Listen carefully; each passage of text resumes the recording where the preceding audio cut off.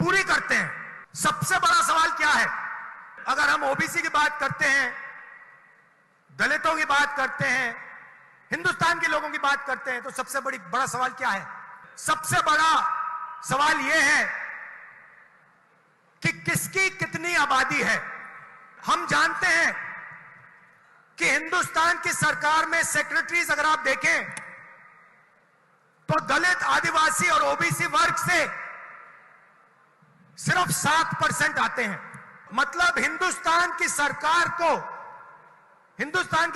की रीढ़ की हड्डी जो है secretaries of government of India, उसमें से सिर्फ 7% दलित, आदिवासी और ओबीसी वर्ग से आते हैं। तो सबसे बड़ा सवाल है हिंदुस्तान में ओबीसी कितने हैं, आदिवासी कितने हैं, दलित कितने हैं। तो अगर हम धन बांटने की बात करें, अगर हम सत्ता बांटने की बात करें, तो पहला कदम यह होना चाहिए कि भैया किसकी कितनी आबादी है। यूपीए ने, कांग्रेस पार्टी ने 2011 में कास्ट बेस्ड सेंसस किया।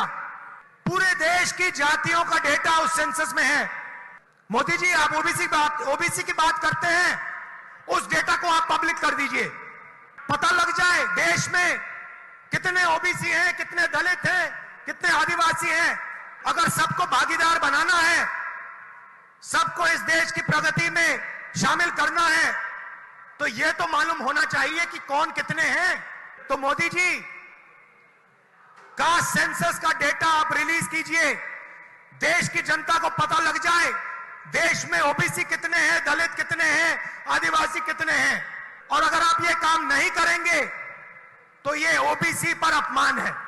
आपने ओबीसी की बात की, देश को दिखा दीजिए देश में कितने ओबीसी हैं, और फिर देश को समझाइए कि आपकी सरकार में सिर्फ 7% सेक्रेटरीज ओबीसी, दलित और आदिवासी में से क्यों आते हैं। दूसरी बात, जो एससी और एसटी का कोटा है उसको उनकी आबादी से प्रोपोर्शन कर दीजिए। और तीसरी बात, जो रिजर्वेशंस पे आपने 50% का कैप लगा रखा है उसको हटा दीजिए। फिर बात करते हैं ओबीसी का अपमान कौन